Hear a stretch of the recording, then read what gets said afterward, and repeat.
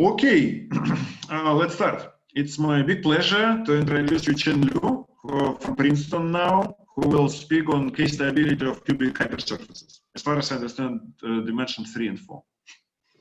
Yes, thank you very much for the nice invitation, and it's my great pleasure to speak at the ZAC seminar. So today I want to discuss case stability of cubic hypersurfaces, and it's I guess originated from Ken's 1990 work on cubic surface, and recently we managed to solve cubic threefold with my collaborator Chen Yang, and then very recently I figured out a way to prove a case stability of cubic fourfolds. So I want to summarize the ideas goes into this proof. Okay, so let's start. So first, let's give a review of case stability. So case stability is an algebraic stability theory introduced by Tian and Donaldson, and the purpose is to characterize the existence of Kähler-Einstein metrics on final varieties. So here, we will always work over the complex numbers, and a final variety is assumed to be a normal, projective, and the anti-canonical divisor is ample, Q-Cartier ample. Okay, so of course the leading conjecture in this field of case stability versus Kähler-Einstein metric is the so-called Yuchen-Donaldson conjecture, which predicts that K-Pauli stability is equivalent to the existence of Kähler-Einstein metrics. And this conjecture is proven in the smooth case by Chen, Donaldson, Sun, Jiang in one direction and by Tian Berman in the other direction. So we can say that it's a theorem for final manifolds, but in general for singular ones, it's still not fully proven yet. So K-stable is a special kind of K-Pauli stability, which is precisely when the automorphism group is finite. So this is proven in a recent work by Wu and Xu. And then one nice thing about K-stability, which I guess algebraic geometers are happy about it, is that it actually gives us a nice moduli space. So if we look at K-Pauli stable final varieties of fixed dimension and volume, then they form a good moduli space which is separated, and actually it's also even projective if you assume that your final varieties are smoothable. So this moduli space is known as the K-moduli space. So some examples. First of all, if we look at the projective space, then it is the K-Pauli stable, and there are several ways to prove it. You can either use Kähler-Einstein metrics, where you can take the Fubini-Studi metric, so which implies it's K-Pauli stable, or you can use some algebraic method like evaluative criterion, reduced to the toric case. And the second example will be if we look at a quadric hypersurface, a smooth quadric hypersurface in Pn+1, then it is also K-Pauli stable, and probably it's easier to see from the differential geometric point of view because it's a symmetric variety. And I guess recently, Sichuan and Hamid, they found an algebraic proof of K-Pauli stability. Okay, so these are the two basic examples, and then we can ask the following conjecture: that any smooth final hypersurface of degree d in Pn+1 is K-stable. So here, of course, it's easy to see that when d is at least 3, then the automorphism group is finite. So this is the same as saying that these smooth hypersurfaces all admit Kähler-Einstein metrics. Okay, so this is of course a very difficult conjecture because case stability in general is pretty hard to verify. Yet there are two known approaches, and we will give a brief discussion and focus on the first one. So the first one is called the moduli continuity method. So the way it is used is to compare the K-moduli space of k-stable smooth hypersurfaces and their limits. So you will get some proper moduli space, and then you compare it with the GIT moduli space of hypersurfaces. So this works well if we are thinking about cubic hypersurfaces, and actually conjecturally, if D equals 3, then these two moduli spaces should be isomorphic. So what we know about this cubic case is in dimension 2. Tian in 1990 proved that smooth cubic surfaces are k-stable or amidst Kähler isometrics. And then later in the work by Odaka, Spalding, and Sun, they show that K moduli space are isomorphic to GIT moduli space in dimension 2. So then the dimension 2 case is done. And then in dimension 3, this is done in my joint work with Chen-Yang Xu a few years ago. And recently I proved the dimension 4 case for cubic fourfolds. So it's still a conjecture starting from dimension 5 for cubic hypersurfaces. And then there's also a second approach, which is more close to singularities of the anti-canonical linear system. So it's by estimating the alpha invariance and delta invariance, which are numerical invariants of Fano varieties, measure singularity of minus kx. And it works well when the Fano index, which is n+2 minus d, is relatively small. So for instance, in the Fano index 1 case, that's the largest degree case by the work of Chesov, Park, and Kento Fujita, we know that a smooth hypersurface xd when d is n+1 has alpha invariant bigger or equal to n over n+1, and therefore it is k-stable. So then a very recent work by Ahmadinejad and Zhuang, they prove this conjecture for Fano index 2 case, so which is d equals n, and their approach is by estimating delta invariance or related to local delta invariance. So the conclusion of this result is the conjecture is true if your dimension is at most 4. So I guess my recent work cubic fourfold fill in the last piece in dimension 4. Okay, any questions? No, so far no questions, everything perfect.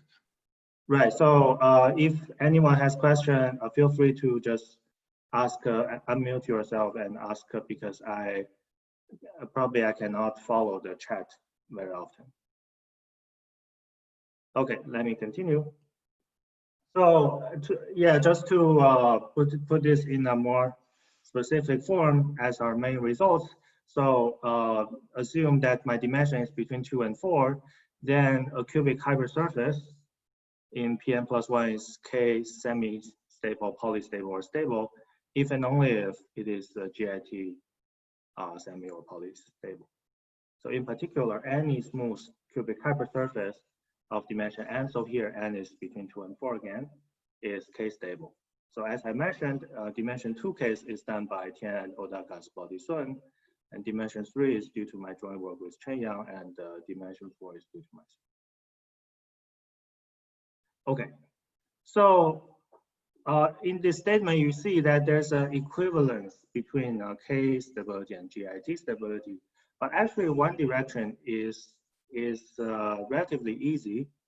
So this is known as the Partial Criterion. So basically, if we know a hypersurface, not just cubic, any Fano hypersurface is K semi-stable, polystable, or K stable, then we always get their corresponding GIT stability from it. And the reason is because in the definition of K stability, you are testing Futaki invariance of test configurations, and test configurations corresponds to 1 parameter subgroups for arbitrarily higher Veronese embeddings. And here, if we just look at the natural embedding by O1, then you can take any 1 parameter subgroup inside SLM+1, which is also the automorphism or polarized automorphism of Pm+1, then from these one-parameter subgroup you get certain Futaki, right? You get certain test configurations, and then K-stability implies that these Futaki, right, must be non-negative or even positive. So then using the Hilbert-Mumford criterion, it just translates to the non-negativity or positivity of GIT weights, and so you get K implies GIT. So the difficult direction is to show that the reverse, that GIT implies K stability. So here we need to follow the moduli continuity method to indeed show that the entire K moduli space is isomorphic to the GIT moduli space. So somehow this is quite interesting that in dimensions 3 and 4 for cubics, we cannot, or this method proves that smooth ones are K-stable after you know the entire modular space. I guess for cubic 3-4, there's a different proof by Ahmad, Diniza, and Zhuang, where they estimate delta invariance. I think it will be very interesting to see if the second approach could be applied to higher dimensional cubics. I was trying to do it for cubic 4-4, but I failed. So I came back to this first approach. Okay, any questions? Is there a question in the chat? No, so far no, Yuchen. I actually encourage people to ask, but so far so good. So far so good. Okay, let me continue. Right. So now let's start to look at the proof or the general modular continuity method. So first of all, we denote the parameter space of all cubic hypersurfaces by this bold letter P. And then these are the two moduli spaces we consider. So the first one is the GIT moduli space, which is the GIT quotient of P by the action of SLM+1. And then the second is the K moduli space. So when we say K moduli space of something, of a hypersurface, there's often like an abuse of notation, because a priori, you are actually adding in some Q-Grunstein limits, which are not necessarily embedded in Pn+1. For instance, if you look at K moduli space of quartic hypersurfaces or even higher degree hypersurfaces, then usually the K moduli space is very different from the GIT moduli space. But in this case, our goal is to prove that in the cubic case, these two moduli spaces are isomorphic. So by the work of Li, Wang, and Xu, we know that this K moduli space MK is a proper good moduli space. And actually, it's projected from recent work by Xu and Zhuang.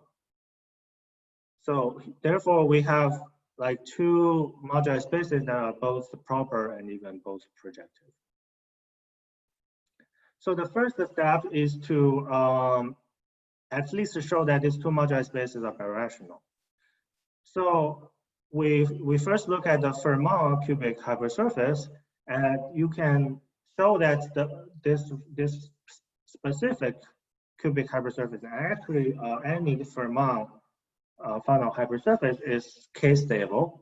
And there are several ways to prove this. You can either use the alpha G invariance, or some version of it, or you can use the covering trick to prove this. And this is pretty well known. And then we use a result of openness. So basically, if you have a family of final varieties, then both K semi-stability and K stability is a directly open condition. So therefore, you can show that there's a dense open set U inside this parameter space P, which parameterize K-stable cubic n-folds.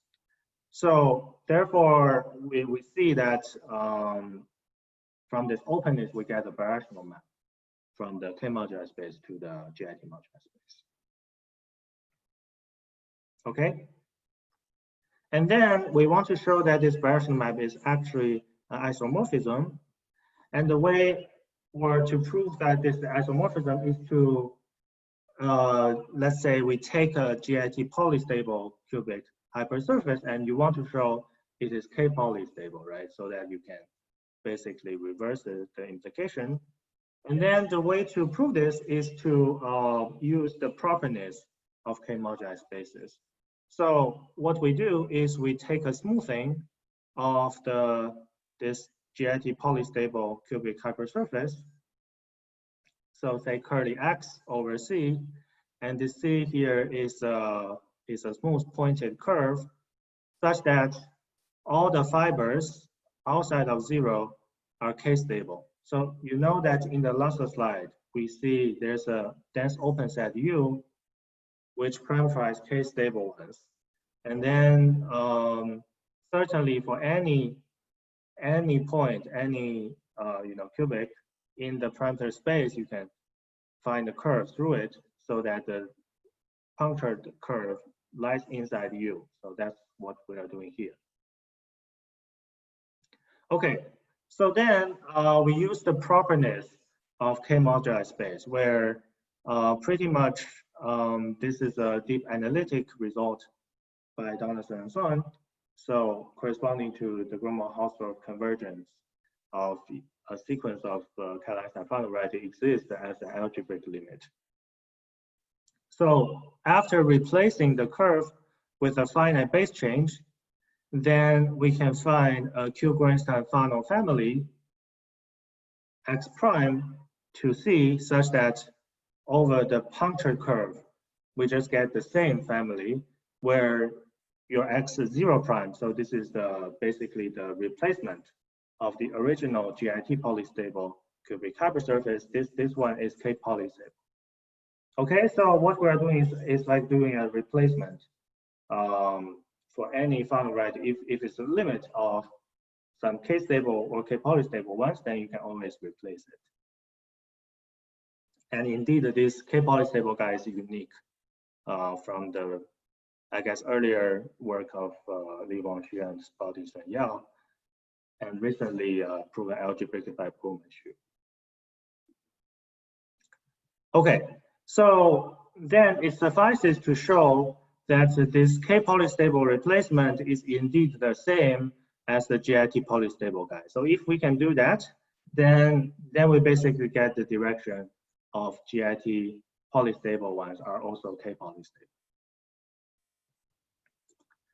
Okay, so now we need to use some algebra geometry to try to analyze the geometry of this replacement X is 0 prime. So we denote it by X, and if we can show that X embeds into Pn plus 1 as another cubic hypersurface, then we can actually get their isomorphism by separating this of the GIT moduli space.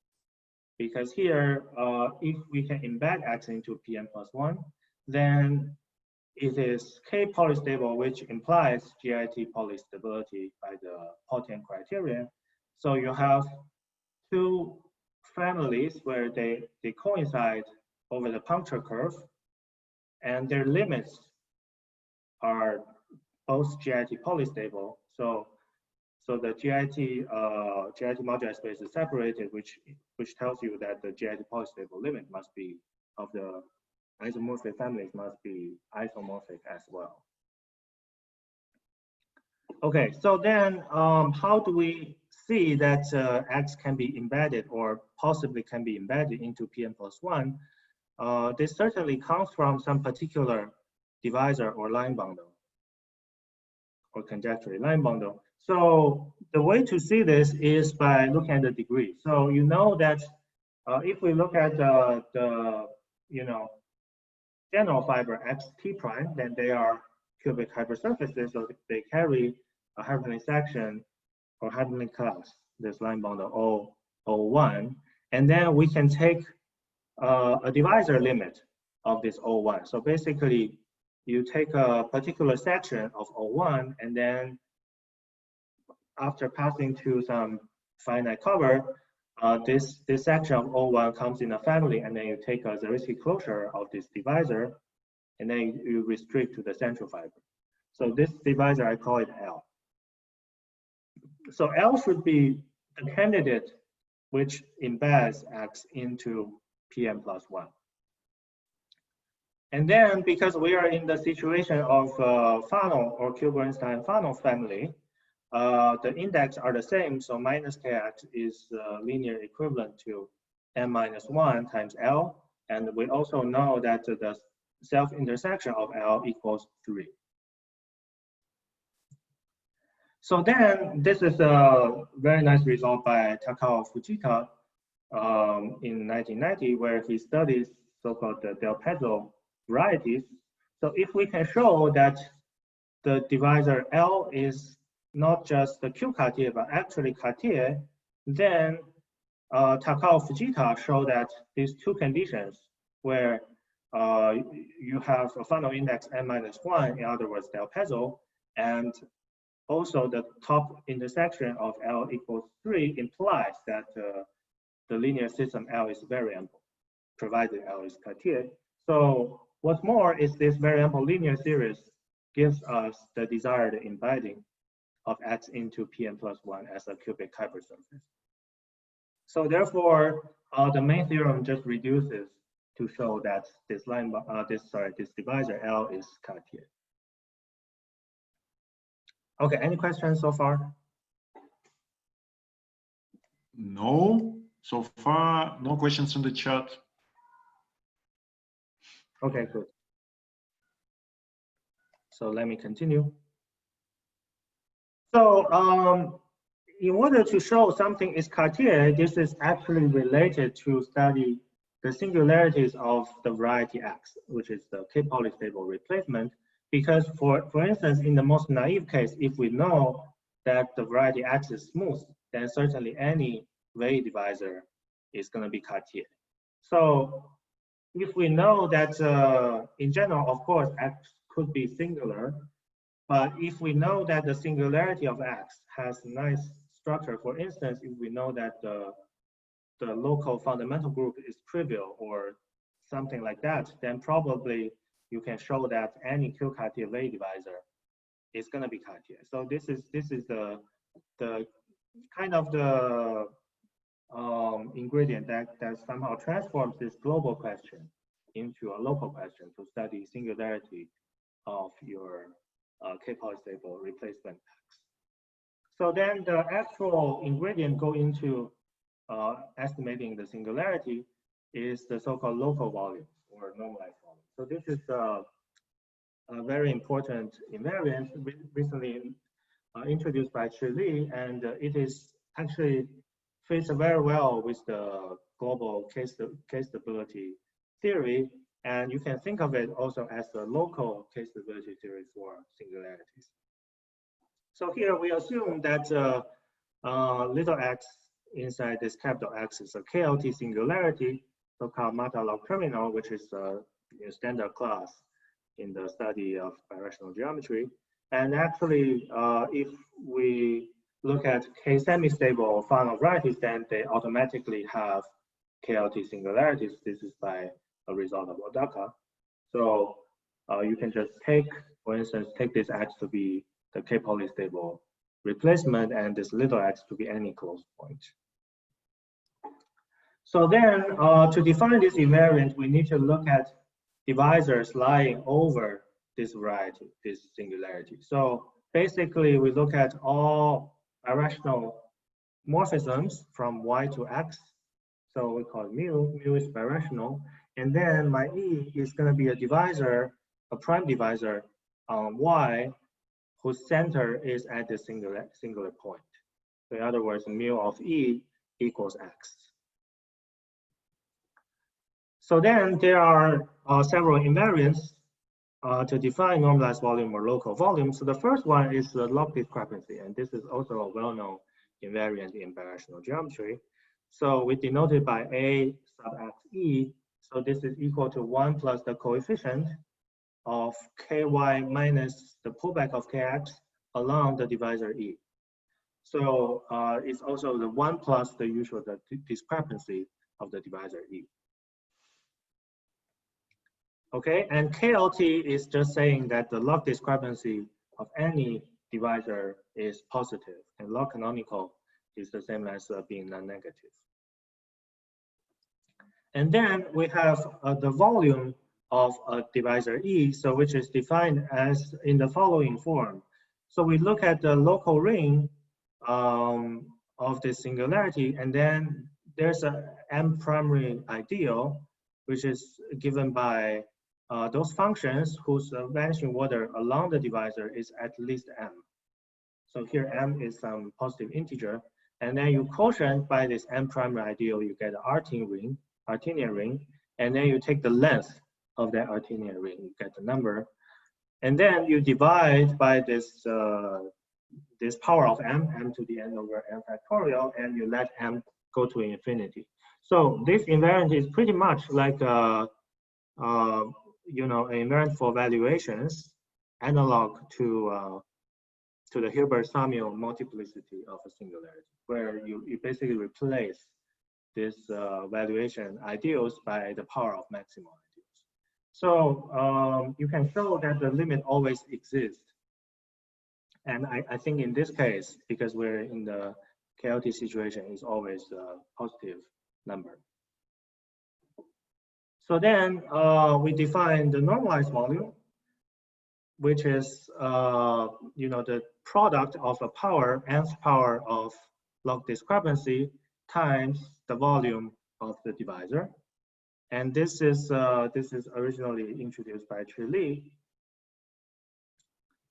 And then we consider the local volume. So the local volume is an invariant of the singularity, which is obtained by taking infimum of normalized volume among all the divisors over the singular point. Okay, so so these are the definitions. It's probably a bit lengthy, but it turns out that this invariant is very useful in a lot of questions, especially related to case stability. Okay. Any questions?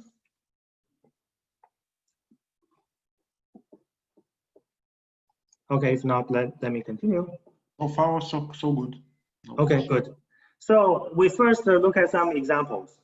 And the first example is the local volume of a smooth point. So this is actually a consequence of a result by definite Mustata, although they study the question from a different perspective, using some invariance for ideals, but they essentially get this result. So so if I have a smooth point, then probably the first divisor you want to try will be the ordinary blowup at this point. And if we take E to be the ordinary blowup, then the log discrepancy will be equal to the dimension n, while the volume will be equal to the multiplicity of the smooth point, which is also 1. So therefore, if you look at the normalized volume of the blowup, the ordinary blowup, you will get n power to the n. And what's interesting is definite Mustata showed that if you take any other divisor, you will get a larger normalized volume. So in other words, if you take the infimum, this is actually a minimum and is achieved by the blowup, ordinary blowup at the smooth point. And their argument is by some, if you translate the question to some invariance for ideals, then you can actually use some degeneration techniques to reduce the toric case. And this is actually quite useful technique. So I guess in the definition above, if you are, try to compute local volume of toric KLT singularities, you can always take E to be a toric blowup, a toric divisor. So then everything will reduce it to some convex geometric computation. Okay, so then the second case is what happens for quotient singularities. So in this case, we actually have a nice formula where if you think about the quotient of a finite group action on the affine space, so G here it acts, G should be a subgroup of GLM, and we assume that the action is free in codimension 1, then the local volume of the quotient singularity is precisely the local volume of smooth point divided by the order of the group. So you somehow see that that this order of the group appears in the local volume, which you can think of it also as some kind of local, the order of local fundamental group. Okay, and the next example will be if we look at local volume of an ordinary double point, or in other words, a solution of the following equations, then the local volume will be 2 times n minus 1 to the n. So here, the minimizer is again the ordinary blow-up, where the exceptional divisor will be just a hyperquadratic. And the reason that this local volume is computed or minimized at this ordinary blow-up is because of the exceptional divisor here is k-semi-stable. And a result by Chili and myself show that if your exceptional divisor is k-semi-stable in the cone case, then the local volume is always computed by this exceptional divisor. And then if you compute log discrepancy of this ordinary blow-up, you get n minus 1, and the volume you get 2. So therefore, if you multiply them, you get 2 times n minus 1 to the n. Okay, any questions?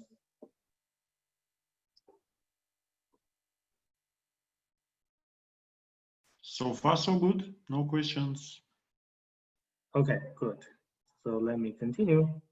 So now we want to give some more results on local volumes, which will be, well, finally we'll come back to the question of checking that my divisor L is Cartier. So we certainly need some estimate, and you will see later that this is crucial in showing L is Cartier. So the first theorem that I want to discuss here is the so-called optimal upper bound for local volumes. So it says that any KLT singularity will satisfy that the local volume is smaller or equal to n to the n, and equality holds if and only if the singularity is smooth. So this is proven in my joint work with Cheyang. And actually, there's a related result proven by Harold Bloom and myself, saying that this local volume for singularities is actually a lower semi-continuous function. So you can think of that as a refinement of this optimal upper bound. So you would expect that the worse the singularity, the smaller the local volume. Okay, and the next result is proven recently by Yu and Zhuang. It's called the finite degree formula. So what it says is, suppose we have a quasi et al. Finite morphism between KLT singularities, or you can think of this as a quotient map where you have some finite group action on the covering this x tilde, which is free in codimension 1, and then you take a quotient, then the covering singularity has a local volume which is multiplicative to the local volume of the base, where this multiplicative factor is precisely the degree of this morphism. So this will be very useful in studying Cartierness of L, because then we can sort of take the index 1 cover of L and then compare the local volume upstairs and local volume downstairs. And you see this optimal upper bound sort of gives you some restriction on how big the covering can be. And then that gives you the restriction of the index. Okay, and then next we want to discuss a conjecture.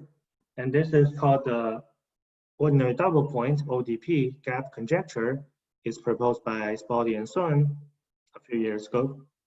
So what they predict is that if we have a non-smooth KLT singularity, then it always satisfies that the local volume is at most 2 times n minus 1 to the n. So recall that in the slides before, we have the ordinary double point has local volume exactly this number, 2 times n minus 1 to the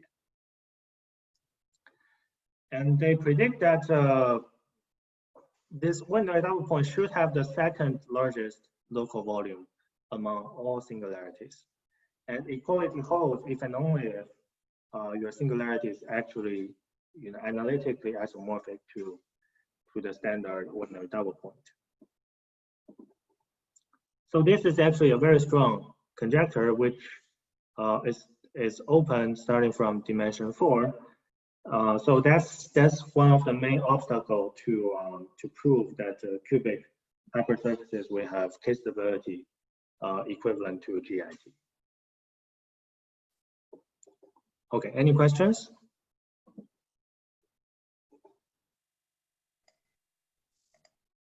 Not in the chat.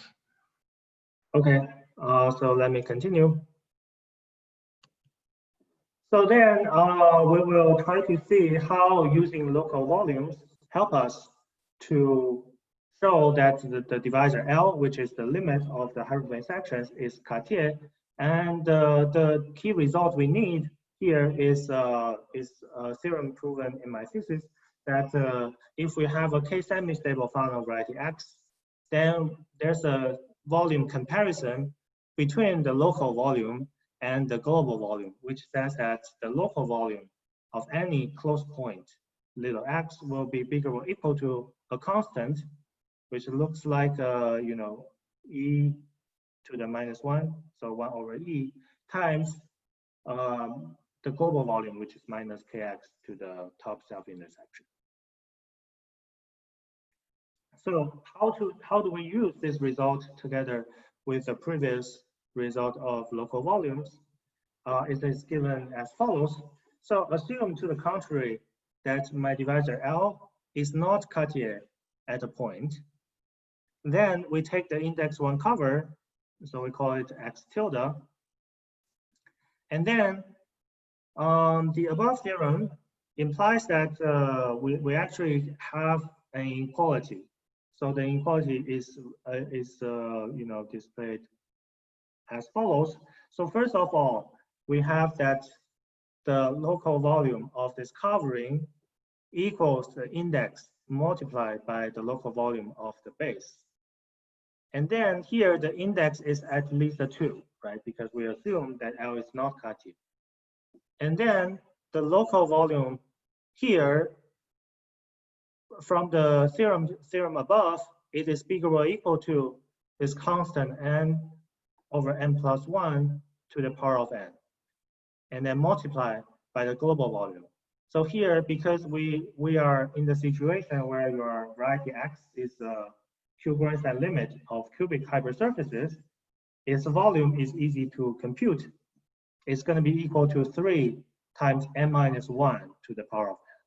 So therefore, you multiply these things together, you will see a 6, where 6 comes from the index at least 2, and then the 3 come from the self-intersection of L.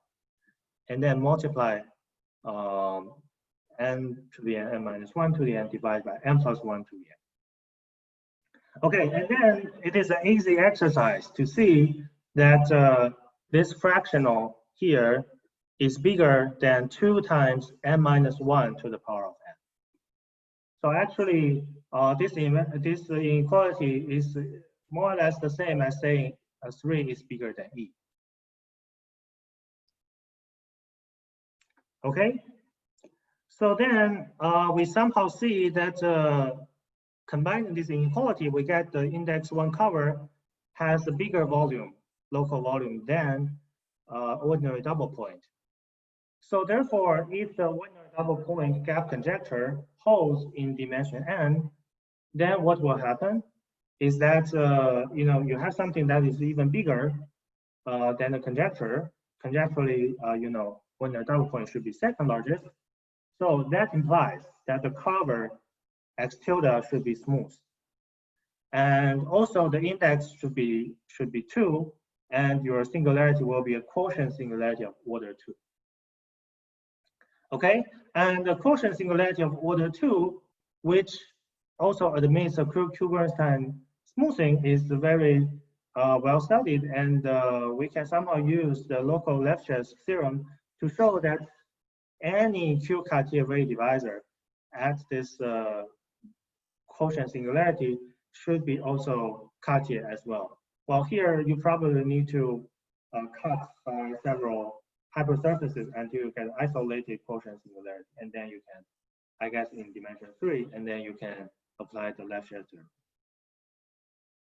Right. So therefore, using the local to global volume comparison and the theory for local volumes, we can actually get a nice estimate of the index. And assuming the ordinary double point gap conjecture, we proved a question. The equivalence of it's a question, Yuchen. Yes. I mean, so to rule out the index 2, because you use Lefschetz to show that the fundamental group, local fundamental group is trivial to rule out the index 2. It's actually Cartier. So if it's not Cartier, then using this gap conjecture, you show that it's a quotient singularity of order 2. Yeah, I know that. But I mean, okay, then you use some like a local fundamental group to is that the idea? So then what you do is you cut by hypersurfaces and until you reach an isolated singularity.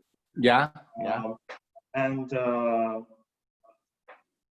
I think if you look at the smoothing, the total family, then I mean the central family might be dimension 2, but the total family dimension 3, and it's an isolated singularity. And you can show that it's also a hypersurface singularity, because if you cut, then you get basically A1 singularity. So local Lefschetz applies in that case. If you have isolated hypersurface singularity of dimension 3 or higher, then the local Picard group should be torsion free. Okay. Yeah. I have a question. Why it's isolated? Why, for example, on cubic threefold, you cannot have just A1 singularity along the curve? You can have that. Yeah, it is allowed. But what I'm saying here is you can always perform several hyperplane sections and cut until you reach the total family to be 3-dimensional. So somehow the Cartierness is preserved by taking hyperplane sections. So if after you take a hyperplane section it is Cartier, then in the original ones it's also Cartier. And this is somehow a consequence of Cohen-Macaulay. Okay. Yeah. So you need to cut several times and use Cohen-Macaulay to lift it back, basically. Okay. Any more questions? Okay. So let's continue. So now we basically reduce the whole, showing K-stability equals GIT for cubics to this ordinary double point gap conjecture. But this is actually a difficult conjecture. Although right now we can verify it in dimension 2 and 3. So this is a combination of my drawing with Chi Li and with Chen Yang. So how do we prove this? Well, in dimension 2, because we only see KLT singularities, and dimension 2, they're all quotient. And for quotient singularity, we have this nice formula, right? So the local volume is equal to 4, which is the local volume smooth point, divided by the order of the orbifold group. So therefore, the ordinary double point gap conjecture is easy to verify. And in dimension 3, the conjecture becomes difficult. And how we prove this in dimension 3 is to use classification of terminal and canonical threefold singularities. So here, one thing that's good for dimension 3 is that all of the terminal Bernstein singularities are hypersurfaces. So for hypersurfaces or even complete intersections, you can use them either lower semi-continuity or look at the maximal ideal to show that that the ordinary double point gap conjecture holds. And then for canonical threefold singularities, what you do is you take a terminalization, and then you try to compare singularities upstairs with downstairs, and try to also look at the geometry of this terminalization, the extraction. So here we use the detailed classification by Miles Reed and Mori. So as a consequence, because we proved ODP gap conjecture up to dimension 3, it yields the main theorem for cubic surfaces and cubic threefolds. So I guess for cubic surfaces, this was done earlier by Tian for smooth ones and Otaka's Bodison for singular ones. But this whole strategy is somehow prove both the singular ones and smooth ones for cubic threefolds in my joint work with Chen Yang. Okay. However, we cannot prove the ODP gap conjecture for dimension 4 or higher. And this is, as I mentioned, this is one of the main obstructions to make this approach work in higher dimensions. So I stated earlier that the main theorem is also proved for cubic fourfolds, but certainly because we cannot prove it, the gap conjecture in dimension 4, we need some new ideas, some new inputs. And I guess this is the dimension 4 case is really at the cutting edge. Probably dimension 5 is also doable or approachable. Well, at this moment, we cannot do dimension 5, but maybe in the near future it's possible. But I guess in dimension higher than 5, then probably our arguments for fourfolds is also limited. Okay, so now let me discuss the new ideas for cubic fourfolds. Okay, so here we assume dimension equals 4. And then, although we do not have ordinary double point conjecture, we have the theorem that of the optimal upper bound, right? So the local volume of any KLT singularity is smaller or equal to the local volume of smooth point. And this is useful because using this, you can show that the index of L cannot be bigger than 2. So in other words, you always have 2 times L is Cartier on X. And then if you want to show L is Cartier, you're kind of stuck because we don't have ODP gap conjecture in dimension 4. But nevertheless, we have ODP in dimension 3. So therefore, you can show that L is Cartier away from a finite set. So in other words, if L is not Cartier along a curve, then you can take a hyperplane section to cut it into dimension 3. And then the gap conjecture applies. So therefore, we are in a situation where you have a Q-Cartier V divisor L, whose twice is Cartier and itself is Cartier away from a finite set. Okay, and then the key inputs which make the approach work in cubic fourfold case is the Ambro Kamata's non-vanishing theorem. So this theorem is well, I guess designed for final varieties of higher index, or I should say probably co-index at most. I guess co-index at most 3 probably, yeah, or smaller than 4. So their theorem basically give us some restriction on the general member of these linear systems, because remember that earlier the work of Takao Fujita tells us that if L is Cartier, then the linear series L is actually very ample. So if we can, study the geometry of this linear series L and 2L, then probably help us to see the global geometry of the variety X. So the first consequence of Ambro Kamata's theorem is that a general member D inside 2L is actually Gorenstein canonical.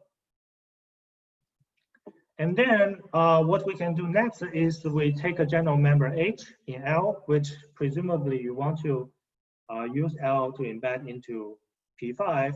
And here we do not study H directly at this moment, but what we do is we look at the complete intersection of D and H. So imagine that if you're in the cubic fourfold situation, then what you see here will be 2-3 complete intersection in P4. So then your G, using the Ambro-Kamata theorem, we can show that this G is a polarized K3 surface with Duval singularities, and the degree is the 6. So pretty much what's going on here is using their theorem, you get a restriction on the singularities of this divisor, general divisor, and general complete intersection. And then this complete intersection might be like a limit of 2-3 complete intersection K3 surface. But you know that the limit is only has Duval singularities and is degree 6. Okay, and then using the geometry of K3 surface, we know that whenever you have polarized the K3 surface with Duval singularity, then twice of the line bound of L is space point free. And then there are usually 3 types of polarized K3 surface. Either it is a complete intersection, so here we are in degree 6 case, and then you always get a complete intersection if your line bound of L is very ample. And then we have a second case which is hyperelliptic. That means that the linear series L is a double cover, or unigonal case, which means that the linear series L gives you an elliptic fibration over P1. Okay, so then we have a pretty nice control of the geometry of this complete intersection surface G, and then you will use the geometry of G to get information about the variety X. So what we do is, if we are in a complete intersection situation, then you can actually show that whenever you have a singular point where L is not Cartier, then you take an index 1 cover of this point, you will always end up with some singularity which is local complete intersection. And as I mentioned, ODP gap conjecture is true for local complete intersections. So therefore, somehow you can use this to rule out the first case. And then the latter 2 types, where we are in the hyperelliptic or unigonal case, then what you do is you estimate the image of the linear series L. Usually it's going to be collapsing into some lower dimensional varieties, but they will be of small degree. So you have a very explicit understanding of what might happen for the image, and then you can estimate using alpha invariance to show that if we are in the hyperelliptic or unigonal case, the alpha invariant of X is too small. And then by a result of Kento Fujita and Odaka, if your X is K semi-stable, then alpha should be bigger or equal to 1 over n plus 1. In this case, should be bigger or equal to 1 over 5. But indeed, we get under these assumptions that alpha is at most 1 over 6. So therefore, this contradicts the alpha invariant lower bound. Okay, so therefore, by studying the global geometry of linear series L and 2L, we get the proof of K stability equals GIT for cubic fourfolds. Okay, so that's all of my talk, and thank you for listening. Thank you, Yuchen. Let's thank Yuchen like this and like this. Yeah, thank you. Thank you. Any questions? Yes, wait, there's a question in the chat. No, there's just clap. No questions. Okay, I have general. Okay, there's a question from Janusz. Unfinished. Do you know the singularities? Okay, Janusz, do you want to ask your question? So I want to type it. Okay, I just, what are the singularities that occur on the GIT limits? Yes, good question. So I think for cubic threefolds, there's a complete list by Alcock, saying that the stable ones should be AK singularities up to A4, and then singular. I think cubic threefold you have. There's a specific one called the chordal cubic, which is I guess the secant variety of twisted cubic curve, right? Oh, sorry, it should be a rational normal curve. Yeah. So in that case, it's singular along a curve where locally it's like an A1 surface singularity times a line. And in the cubic fourfold case, I think there's a Radulaza studied the GIT stability and semi-stability, and he gets some generic singularity of the boundary component. I don't think he has classification of all the semi-stable or polystable limits. But what we can say here is that in dimension 4, GIT semi-stable cubic fourfolds always have Greenstein canonical singularities. So this might be a new result. Yeah, I have to confirm with Radu. Thank you, Yuchen. Any other questions? Please feel free. Maybe yes. Yeah. Your whole argument used crucially the fact that L, which was defined as the closure, is Q Cartier. Can you remind me where Q Cartierness comes from? Oh, yes, good question. So maybe let me go back to the slides. Yeah, so maybe I should mention that before. Right, so here you see that my L is taken as the heuristic closure of Cartier divisor on the puncture family, right? Yes. And then if you take a closure, a priori is only a Weil divisor, but because at the puncture family is linearly equivalent to or proportional to the anti-canonical divisor, if you take closure, you know that the central fiber here is irreducible because we are in the Fano case. So therefore, if you take closure, it's also Q Cartier. So here we use crucially that we're in the Fano case where everything is normal. Thank you. Yeah.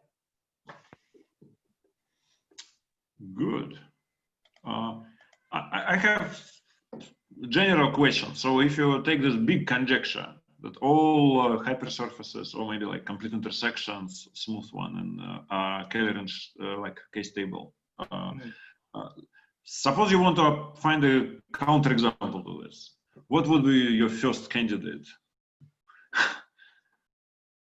Like basically where the proof is likely, suppose you want, or other way around, you want to prove it's k-stable, and where your proof is likely not to work, something the hardest case. Yeah, that's a really good question. So at this moment, I kind of believe the conjecture for hypersurfaces. I guess because I couldn't think of some weird hypersurfaces out of my head. But for complete intersections, I'm not so sure. Yeah. Maybe a complete intersection of quadrics or something. Well, I guess 2 quadrics is okay. Oh no, many. Many quadrics, yeah. If there might be some points that I would guess that the degrees of this hypersurfaces should be falling apart. So they should be far from balanced. But that's only my guess. I don't have strong evidence. Yeah. Okay, so if there are no more questions to Yuchen, let's thank Yuchen again. Just let me clap. Thank you very much. Okay, thank you. Yes. Thank you, Yuchen, for very nice talk. And okay, I will upload the video in 1 hour. Yeah, to the Zag web. Okay, thank you so much. See you. Stay safe. Bye. See you. Bye bye.